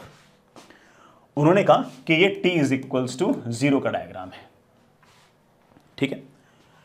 t is equals to 0.3 second पर डायग्राम ये है कि ये वाली बॉल चलकर यहां चिपक गई है और t is equals to 0.3 second में ये वाली बॉल यहां पहुंच गई है। फिर t is equals to t time पर, मतलब यहां से t सेकेंड बाद ये वाली बॉल तो यहीं रहेगी और ये वाली बॉल चलते चलते चलते चलते चलते चलते चलते आके टक्कर कर लेगी। तो उन्होंने कहा कि भाई इस साइड को चलो हम पॉजिटिव मान लेते हैं, तो इस तरफ डिस्प्लेसमेंट है हमारा 4 मीटर, बड़ा 4 ही ना, हाँ 4 metre, is equals to initial velocity है बड़ा कितनी 0.2 ना, इनिशियल वेलोसिटी है 0.2 into t plus half into acceleration, इस तरफ बड़ा मेरे ख्याल से 2 ही है, हाँ 2 ही है, इंटू टी का स्क्वायर, और उन्होंने कहा that is t square plus 0.2 times of t minus 4 is equals to 0। तो t is equals to minus b plus minus under root of b square minus 4 into a into c upon 2। मैं एक छोटा सा assumption ले रहा हूँ बेटा, ठीक है, 0.2 बेटा ये बेटा रफली मैं 4 ही लिख दे यार,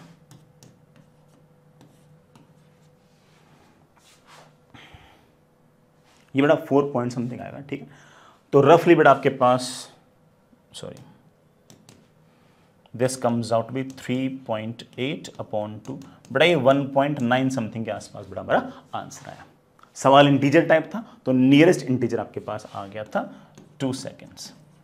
तो फिर बाद में जी ने बेटा 2 आंसर एक्सेप्ट किए, 8 सेकंड और 2 सेकंड। हालांकि अगेन जिस बच्चे ने 2 सेकंड निकाला उस बच्चे ने भी एक छोटा सा असम्पशन तो लिया ही, उसने क्या असम्पशन लिया कि जो बॉल है ये यहाँ जाके चिपक जाएगी, ठीक है। अदरवाइज ऑफ कोर्स बेटा हमें क्या पता क्या होगा, है ना, वो तो बेटा इस बात पर डिपेंड करता है कि जो सरफेसेस में जो कॉलिजन हो रहे हैं वो किस तरह के हैं, इलास्टिक है, परफेक्टली इलास्टिक है वगैरह, बट ठीक है, इट मेक सेंस, है ना, बात बेटा मेरे ख्याल से आपको समझ में आ ही गई है,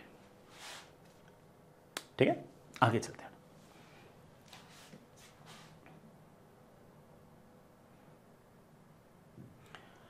नेक्स्ट इज बहुत ही बढ़िया सवाल, अच्छा सवाल, दिमाग वाला सवाल। मतलब कोई बच्चा अगर सिर्फ और सिर्फ रट्टा मार के आए और क्या देख के सर मैं सवाल कर लूंगा तो ऑफ कोर्स उससे नहीं होगा।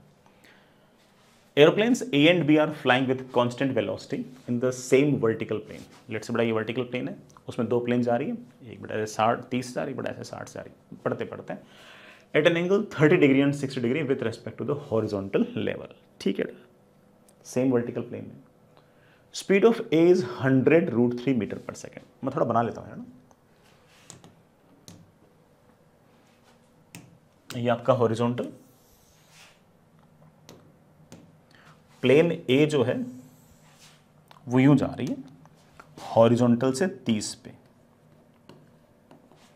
और उसकी जो वेलोसिटी है बेटा वो 100√3 मीटर पर सेकेंड। ठीक है, कोई दिक्कत नहीं। At t equals to 0 second, the observer in A, now who is the observer? A, finds that B is at a distance 500 metre. उसको लगता है कि B वाला जो प्लेन है मेरे से 500 मीटर दूर है। This observer, मतलब जो A है, sees B moving with a constant velocity perpendicular to the line of motion of A। जो A का लाइन ऑफ मोशन है उसको लगता है कि B जो है वो इस लाइन ऑफ मोशन के परपेंडिकुलर आ रहा है। समझिए इस बात को। वो क्या कर रहा है कि जो भी ए का लाइन ऑफ मोशन है बी जो है वो यूं आ रहा है। सर आपने अभी तो कहा कि बी तो यूं जा रहा है, बेटा बी ग्राउंड के रेस्पेक्ट में तो यूं जा रहा है। ए को ऐसा लगता है कि बी यूं आ रहा है ए के परपेंडिकुलर। अच्छा, ए के परपेंडिकुलर नहीं, ए का जो लाइन ऑफ मोशन है उसके परपेंडिकुलर आ रहा है। ठीक है, सोच लेंगे, पहले इतना तो सोच लेते हैं। हाँ बेटा ठीक है, बी जो है उसकी अगर बात करें थोड़ा बी ऐसे है, बी ऐसे, बी ये रहा बेटा, ये वाला एंगल बेटा आपके पास 60, बी के पास कोई ना कोई वेलोसिटी है and this is let's say v B. ये वाला बेटा आपके पास एंगल है 60। परफेक्ट। अब मेरी बात सुनना, ये लाइन ऑफ मोशन ऑफ ए है बेटा। मैं यहां पर एक लाइन ऑफ मोशन ऑफ ए जैसी लाइन और बना देता हूं, एक और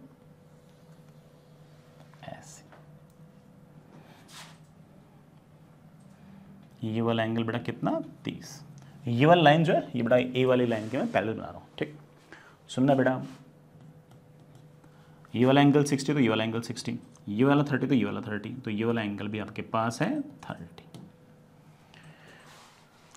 ए के रेस्पेक्ट में बी की क्या वेलोसिटी होगी उसकी बात चल रही है। अब देखो बेटा बी के पास जो वेलोसिटी है ना वो देखना, मैं इधर की तरफ कंपोनेंट कर रहा हूं वी बी का cos 30, इसके परपेंडिकुलर डायरेक्शन में आएगा वी बी का sin 30। ठीक है ना, मुझे ए के रेस्पेक्ट में अगर इसकी वेलोसिटी निकालनी है तो क्या करेंगे बेटा, ए की वेलोसिटी को उल्टा करके जोड़ दो। ए की वेलोसिटी को उल्टा करके जोड़ दो बेटा, ये वाला लाइन और ये वाला लाइन तो सेम है, उल्टा करके जोड़ दो 100√3। अब ए को ऐसा लग रहा है कि बी के पास वेलोसिटी जो है वो सिर्फ और सिर्फ इस लाइन के या इस लाइन के परपेंडिकुलर है। वो तो सिर्फ तभी हो सकता है जब इस लाइन के लॉन्ग कोई वेलोसिटी बचे ही नहीं। So this should be equal to this. तो मेरे पास आ गया है कि वी बी का cos 30 should be equal to 100√3। बेटा मेरे पास आ गया है v B is equals to 200 metre per second. इसका मतलब बेटा ये वाली वेलोसिटी मेरे पास 200 मीटर पर सेकेंड है, और इस 200 मीटर पर सेकेंड दो कंपोनेंट, ये वाला जो कंपोनेंट है ये इस लाइन के अलोंग बेटा कितना आ गया 100√3, और ये आ गया बेटा of course 100 metre per second. Perfect, समझ गए। 200 मीटर पर सेकेंड दो कंपोनेंट, इस लाइन के अलोंग वाला कंपोनेंट तो 100√3, तो ये 100√3 और ये 100√3 तो सेम हो गया। तो इसको ये वाला 100√3 तो फील ही नहीं हो रहा, इसको सिर्फ और सिर्फ ये वाला 100 फील हो रहा है। ठीक है, और यही सवाल में बोल रखा है कि ये वाली जो वेलोसिटी है, ये वाली जो वेलोसिटी है ये बेटा ऑफ कोर्स इसके परपेंडिकुलर बोल दो, इसके परपेंडिकुलर बोल दो, एक ही बात है। ये वाली लाइन और ये वाली लाइन तो पैरेलल है, ये तो मैंने जानबूझ के बनाई थी ना इसलिए। अब मुझे सवाल में पूछ के रखा है, बेटा सवाल में पूछ के रखा है, सवाल में मुझसे पूछ रखा है at t is equal to t not A just escapes being hit by B. बेटा ए जो है उसके जस्ट साइड से बी निकल जाता है। बेटा जस्ट साइड से बी तो कब निकलेगा, बेटा बी चलते चलते यहां पहुंचेगा। बी को बेटा यहां से यहां तक पहुंचने में कितना टाइम लगेगा, ए के रेस्पेक्ट में, ए के रेस्पेक्ट में बी को यहां से यहां तक चलने में टाइम लगेगा। बेटा ये दूरी सवाल के अंदर चेक करो 500 मीटर दे रखी है, और इस तरफ बेटा वेलोसिटी हम निकाल चुके हैं 100 metre per second. 100 metre per second आना है, 500 मीटर की दूरी है, टाइम लगेगा बेटा ऑफ कोर्स कितना 500/100, that comes out to be 5 second. ये हमारा आंसर आ गया। So 5 seconds comes out with answer. बहुत ही अच्छा सवाल था, मेरे ख्याल से मोस्टली बच्चों को बेटा ये वाला सवाल तो पसंद ही आया होगा। आगे चलते हैं बेटा, नेक्स्ट इज अच्छा सवाल, बढ़िया सवाल, जेई एडवांस 2018 का सवाल है। A ball is projected from ground at an angle 45, बहुत ज्यादा टफ नहीं बेटा, with the horizontal surface. Horizontal surface से बेटा बॉल को हमने प्रोजेक्ट किया और एंगल 45 पे, ठीक है बेटा, मैं बता देता हूं, बॉल को फेंका गया है 45 डिग्री पे, लेट्स बेटा initial velocity is u, it reaches a maximum height of 120 metre and return to ground. बेटा यूं चलते चलते ऐसे ही, और जो मैक्सिमम हाइट है वो मेरे पास 120 है। मेरी आदत होती है कि मैं डायग्राम बनाता हूँ। Upon hitting the ground for the first time it loses half of the kinetic energy. बेटा काइनेटिक एनर्जी हो गई है हाफ mu²। टक्कर के बाद बेटा इसके पास स्पीड कुछ और हो गई है, v हो गई है, तो अब काइनेटिक एनर्जी हो गई हाफ mv², और साफ साफ बोल रखा कि आधी काइनेटिक एनर्जी लूज हो गई है, तो आधी बची, तो it should be equal to half of this, that is half mu²। बेटा हाफ m कैंसिल, v को सॉल्व करते ही आ गया है u/√2। इसका मतलब ये वाली जो वेलोसिटी है ये बेटा आपके पास u/√2 मीटर पर सेकेंड है। खैर पढ़ते हैं सवाल में दे क्या रखा है, मैं तो यही जबरदस्ती बेटा जो लिखा तो वही लिखने लग गया। Immediately after the bounce, the velocity of the ball makes an angle 30 degree with the horizontal surface। अच्छा तो ये वाला एंगल बेटा कितना हो गया 30, पहले 45 था बेटा, अब कितना हो गया 30। The maximum height it reaches after the bounce, इस बार बेटा मैक्सिमम हाइट कितनी होगी? बेटा मैक्सिमम हाइट तो चेंज होगी क्योंकि स्पीड भी चेंज हो गई है और एंगल भी चेंज हो गया, लेकिन घबराने की बात है, सब पता अपने को। तो पहले वाली हाइट बेटा फॉर्मूला होता है u² sin² theta upon 2g is 120 metre. बेटा सही लिखा ना, शुरुआत में 120 मीटर था, मेरे पास आ गया u² is equals to 120 into 2 into 10, बड़ा साइन 45 1/√2, उसका स्क्वायर 2, बड़ा 12 चौक 48 4800 u² बड़ा ये आ गया। अब हाइट कितनी होगी, सोचते हैं कितनी हाइट होगी। वेलोसिटी बेटा u/√2 है, सोचते हैं। टक्कर के बाद ये रही बेटा आपकी वेलोसिटी, ये वेलोसिटी u नहीं है, u/√2 है। इसके अंदर कुछ ना कुछ x एक्सिस के अलोंग वेलोसिटी होगी, कुछ ना कुछ बेटा y एक्सिस के अलोंग वेलोसिटी होगी। नेट बेटा आपके पास ये v है, ये वाला एंगल मेरे पास है 30 डिग्री। मैं बड़ा आराम से लिख सकता हूं कि sin 30 इज इक्वल्स टू, बेटा इस ट्रायंगल में देखना, हाइपोटेनस vy अपॉन बेटा sin 30 is equals to perpendicular vy upon hypotenuse. बेटा hypotenuse is of course v लिख दो, ये बड़ा v को सीधा u/√2 लिख दो, u/√2। मेरे पास y डायरेक्शन के अलोंग वेलोसिटी आ गई है, बेटा कितनी आ गई है u/2√2। सर आप y डायरेक्शन की वेलोसिटी में इतना इंटरेस्टेड क्यों हो? बेटा मैं y डायरेक्शन की जो वेलोसिटी है मैं उसमें इतना इंटरेस्टेड इसलिए हूँ क्योंकि मुझे ना पता है कि मैक्सिमम हाइट जो है वो सिर्फ और सिर्फ y डायरेक्शन की वेलोसिटी पर ही डिपेंड करती है। तो आप डायरेक्ट कह सकते हो कि सर अब जो हाइट आएगी that will be y direction के अलोंग जो वेलोसिटी है उसका square upon 2 times of g। y direction के अलोंग जो वेलोसिटी है उसका स्क्वायर होगा u², 4 इंटू 2 बेटा 20, ये वाला u² बेटा हम वापस से लिख सकते हैं 4800, बेटा नीचे कितना आ गया 20 इंटू 2 इंटू 4, बेटा ये 0 गया, बेटा 4 चौक 16, बेटा मेरे ख्याल से कितना आ गया 30 मीटर। या फिर सीधा फॉर्मूला लगा दो, आप कह दो सर कि maximum height is equals to velocity का square u² sin² theta upon 2g, जैसे अच्छा लगे बेटा। मेरे पास आ गया u² को वापस से बेटा वही लिख दो, क्या 4800 अपॉन t 1/4 20, बेटा अगेन 4 चौक 16, बेटा again that comes out with 30। तो ये बिल्कुल सिंपल सा सिर्फ और सिर्फ फॉर्मूला बेस्ड ही सवाल था, कुछ भी बेटा इसमें खास बात नहीं थी। हाँ ये वाला सवाल थोड़ा सा ठीक है, मैथमेटिकली ठीक है, फिजिक्स वाइज तो कुछ भी नहीं है, मतलब फिजिक्स वाइज तो क्या ही बताऊँ बेटा इसके अंदर। आपको अगेन सवाल देख के लग रहे होंगे सर बिल्कुल आसान सवाल बता रहे हैं, बेटा मैं क्या करूँ, जेई ने पूछे ऐसे ही, ठीक है। अगेन बिल्कुल फ्लैट से सवाल है, मैथमेटिक्स किसी बच्चे की अच्छी हो तो बड़े आराम से सवाल कर सकता है, और आपकी ऑफकोर्स मैथमेटिक्स मेरे से तो ठीक ही होगी। A ball is thrown from ground at an angle theta with the horizontal with an initial velocity u naught. बड़ा किसी न किसी initial velocity u naught से फेंका गया है. For the resulting projectile motion, the magnitude of average velocity of the ball up to the point when it hits the ground for the first time is v1. ठीक है, यहां से यहां तक इसकी एवरेज वेलोसिटी v1 है. पहले तो इसको सोच लेते हैं कि पहली बार जो टक्कर कर रहा है उसमें उसकी एवरेज वेलोसिटी v1 है. इसका मतलब क्या है? हालांकि मोस्टली बच्चों को उस तक रिजल्ट याद ही रहे कि ये v1 जो होगा वो इनिशियल वेलोसिटी का cos थीटा होगा. देखो भाई, शुरुआत में तूने एक बेटा u वेलोसिटी से फेंका, उसके दो कंपोनेंट, एक x के अलोंग, एक बेटा y के अलोंग. यहां से चलते चलते चलते यहां आ गया. ये रेंज है. मैं पूछ रहा हूं बेटा यहां से यहां तक एवरेज वेलोसिटी क्या होगी? यहां से यहां तक एवरेज वेलोसिटी होगी, आराम से देखना, यहां से यहां तक एवरेज वेलोसिटी होगी टोटल डिस्प्लेसमेंट अपॉन टाइम.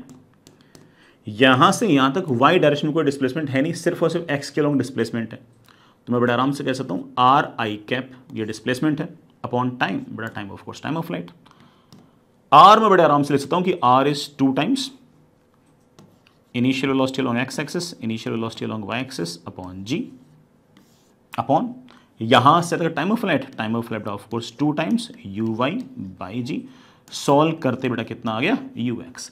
तो यहां से यहां तक आपके पास जो एवरेज वेलोसिटी होगी वो initial velocity along x axis के बराबर होगी. और बेटा अगर ध्यान से देखो तो मेरे पास इनिशियल वेलोसिटी u नॉट है, एंगल थीटा है, तो it is basically u not का cos थीटा. ऑल तो ठीक है, नॉट दैट इंपॉर्टेंट, मतलब सवाल में लैंग्वेज में इसका कोई कितना खास यूज है. पूरे के पूरे ग्राउंड से ग्राउंड तक average velocity u not cos theta होगी. ये वाली बात ओरली सोच सकते थे. कैसे? कि यहां से यहां तक वर्टिकल में तो डिस्प्लेसमेंट है नहीं, डिस्प्लेसमेंट सिर्फ और सिर्फ हॉरिजॉन्टल में ही है, और हॉरिजॉन्टल में तो पूरे रास्ते वेलोसिटी कांस्टेंट है ux या फिर u cos थीटा. तो एवरेज u cos थीटा आएगा और क्या आएगा, है कि नहीं? चलो खैर आगे पढ़ते हैं. हाँ, after hitting the ground the ball rebounds at the same angle theta. Important, easy हो गया तो. But with the reduce speed of u naught by alpha. अब जब बॉल वापस आई, अब बेटा उसके पास वेलोसिटी u नॉट नहीं है, u नॉट बाई अल्फा है. बस अच्छी बात यह कि ये वाला एंगल अगर थीटा था तो बेटा ये वाला एंगल भी तो थीटा ही है. मैं नहीं बोल रहा हूं, सवाल में दिया हुआ है. फिर यूं चलते चलते चलते ऐसे आई, फिर अगली बार वापस जाती है. अब जो वेलोसिटी होगी वो u not upon alpha square होगी. एंगल ये अब भी थीटा ही रहेगा, एंगल थीटा है, इस कारण बेटा चीजें आसान हो गई. फिर यूं चलते चलते चलते चलते चलते चलते चलते फिर कभी नहीं कभी, ठीक है, काफी टाइम बाद डाई डाउन हो जाएगा. ठीक है, मुझसे पूछा है the magnitude of average velocity of the ball for the entire duration. Entire duration मतलब इनफाइनाइट टाइम तक. एवरेज वेलोसिटी 0.8 टाइम्स v1 है. v1 क्या? v1 बेटा यही आपका, ये पहले वाले मोशन में जो एवरेज वेलोसिटी थी उसको v1 बोल रखा था. पहले वाले मोशन की एवरेज वेलोसिटी उसने v1 बोल रखा था. तो यहां से n टाइम्स टक्कर होने तक बेटा मुझे एवरेज वेलोसिटी पूछिए. निकाल देंगे बेटा एवरेज वेलोसिटी. ये डिस्टेंस है r1, ये डिस्टेंस है r2, ये डिस्टेंस है r3. तो बड़ा आराम से कह सकता हूं कि that will be total distance will be r1 plus r2 plus r3 plus plus plus rn तक. यहां से यहां तक का टाइम t1, यहां से यहां तक का टाइम t2, फिर t3, चलते चलते चलते n टाइम्स तक. बहुत इजी. यहां से यहां तक रेंज बेटा क्या होगी? 2 times ux uy by g plus यहां से यहां तक बेटा क्या होगी? 2 टाइम्स. अब देखो यार, देखो ये वाली वेलोसिटी 1 बाई अल्फा टाइम्स हो गई, एंगल उतना ही है, तो ये वाली वेलोसिटी भी अल्फा टाइम्स हो जाएगी. सॉरी, ये वाली वेलोसिटी भी 1 बाई अल्फा टाइम्स हो जाएगी, ये वाली वेलोसिटी भी 1 बाई अल्फा टाइम्स हो जाएगी. भाई जो ux है वो u का cos थीटा है. अब जो वेलोसिटी अलोंग x एक्सिस होगी वो u नॉट बाई अल्फा का cos थीटा होगा, है नहीं? तो आप ऐसे बड़े आराम से कह सकते हो कि अब मेरे पास initial velocity along x axis हो गई है ux अपॉन अल्फा, ui हो गया uy अपॉन अल्फा अपॉन जी, प्लस बेटा ये r3 भी लिख जाओ, ये हो जाएगा 2 times ux alpha square u y alpha square upon g. जो nth टाइम होगा आप बड़े आराम से कह सकते हो कि उस टाइम पर u x alpha raise to power n बेटा u y alpha raise to power n upon g. यहां से तक का टाइम बेटा तुम जानते हो that is 2 times u y by g. यहां से तक 2 टाइम्स, अब यू वाई कितना है, यू वाई बाई अल्फा हो गया upon g. 2 times u y by alpha raise to power n upon g. बहुत सारी चीजें बेटा कैंसिल हो गई, 2 से बेटा 2 सब खत्म, जी खत्म, ठीक है बेटा। ये जो यू वाई है ये बेटा आपका खत्म बेटा, यू वाई खत्म। आपके पास क्या बच गया, आपके पास एवरेज वेलोसिटी बच गई है, यू एक्स तो बेटा बाहर आ गया, ब्रैकेट में क्या बच गया, 1 plus 1 upon alpha square plus 1 upon alpha raise to power 4 plus 1 upon alpha raise to power 2। नीचे बेटा क्या बच गया, 1 प्लस 1 अपॉन अल्फा प्लस बेटा 1 upon alpha raise to power n। मेरे पास बेटा एवरेज वेलोसिटी आ गई है यू एक्स, बेटा इसका फॉर्मूला क्या होता है, a upon 1 minus r, r बेटा कितना होगा 1 अपॉन अल्फा स्क्वायर, इसका क्या होगा a upon 1 minus r 1 upon alpha. बेटा ये 1 upon 1 minus alpha 1 upon 1 minus alpha गायब हो गया और मेरे पास ये बच गया u x into 1 upon 1 plus 1 by alpha. बेटा कैलकुलेशन समझ तो आ गया ना, ठीक है। और मेरे पास ये आ गया that is equals to u x into alpha upon alpha plus 1। अभी मेरे पास एवरेज वेलोसिटी आ गई है। अब देखो आराम से देखो, सबसे पहले यहां से यहां तक की जो एवरेज वेलोसिटी थी वो v1 थी और वो v1 जो है वो x एक्सिस के अलॉन्ग जो वेलोसिटी है उसी के बराबर आ गई थी। यहां से इनफाइनाइट टाइम्स जाने के बाद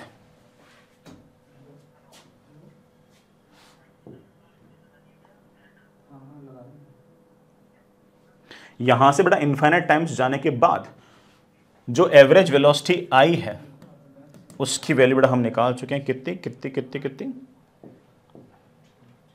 बेटा कितनी, अल्फा टाइम्स यू एक्स, बेटा यू एक्स तो v1 ही है अपॉन अल्फा प्लस 1 और इसकी वैल्यू मुझे दे रखी है बेटा 0.8 टाइम्स ऑफ v1। बेटा v1 बोलते हैं ux बोलते हैं एक ही बात है, ठीक। और मेरे को alpha is equals to 0.8 times of alpha plus 0.8, बेटा मेरे पास आ गया 0.2 times of alpha is equals to 0.8, तो alpha comes out to be 4। मुझसे पूछ रहेगा कि अल्फा की वैल्यू कितनी है, alpha comes out to be 4। Easy, perfect. आगे चलते हैं, नेक्स्ट इज एक और सवाल, बिल्कुल बड़ा आसान सा सवाल है, कोई बहुत इतना हाई फाई सवाल है नहीं। ये जेई एडवांस 2022 का सवाल पूछा गया है ना, बिल्कुल एकदम कॉन्सेप्चुअल टाइप का सा आसान सा चिल टाइप का सवाल है। A projectile is fired from the horizontal ground with velocity v at an angle of projection theta. Angle of projection always means the angle with the horizontal. When the acceleration to gravity is g, the range of the projectile is d. ठीक है बेटा, किसी ball को हमने v velocity से फेंका horizontal से angle theta पे, बॉल चलते चलते यूं गई, ये जो रेंज है बेटा d दे रखी है, it is of course v square sine 2 theta upon g. If the ball is at the highest point of the trajectory, the projectile enters a different region where the effective acceleration to gravity is g dash and that is g upon 0.81. Interesting. अब क्या कह रहा है, अब ये कह रहा है कि देखो यहां से चलते चलते यहां तक तो चला गया और यहां तक acceleration due to gravity g ही है, तो ऑफ कोर्स बेटा मैक्सिमम हाइट तक पहुंचा है तो ये d/2 होगा, ये ऑफ कोर्स बेटा मैक्सिमम हाइट होगी। जैसे यहां पहुंच गया ना, उसके बाद अब एक्सेलरेशन जो है वो g नहीं है, g अपॉन बेटा 0.81 है, तो एक तरह से बेटा आपका जो g है वो बढ़ गया है, g बढ़ गया है तो बेटा अब वो जल्दी गिर जाएगा, तो ये डिस्टेंस कुछ और आएगी। लेट्स बेटा this comes out to be x। Sir ये x कैसे निकालोगे? बेटा मैं x ऐसे निकालूंगा, बिकॉज आई नो दैट कि अब यहाँ पर जब पार्टिकल जब पहुँच गया तब इसके पास मैक्सिमम हाइट पर एक वेलोसिटी है, this velocity is u cos theta. और यहाँ क्योंकि बेटा मैक्सिमम हाइट पर वर्टिकल तो वेलोसिटी बचेगी नहीं, x के लॉन्ग बचेगी। और इसके बाद इसका मोशन काफ़ी हद तक projection from tower case 1 type, velocity सामने की तरफ, एक्सेलरेशन नीचे की तरफ जी, वैसा मोशन है। तो यहाँ हाइट ये वाली, बेटा ये वाली मैक्सिमम हाइट मेरे बच्चों को पता ही है, that is u square sine square theta upon 2g। यहां से तक के टाइम निकालने में कितना मजा है, नहीं कोई मतलब ही नहीं है। मुझे यहां से यहां तक का टाइम निकालना है बेटा, यहां से यहां तक का टाइम निकालना है, तो ये वाला जो टाइम होगा बेटा, this will be root of 2h upon g, नहीं बेटा g डैश, क्योंकि अब यहां से यहां तक हॉरिजॉन्टल में वेलोसिटी है, वर्टिकल में कोई वेलोसिटी, लेकिन अब नीचे की तरफ जो एक्सेलरेशन है वो g नहीं बेटा, कितना है g डैश। तो आप ऐसे कह सकते हो कि ये वाला टाइम आएगा रूट ऑफ 2 टाइम्स बेटा h बोलना कितना, u square sine square theta upon g dash.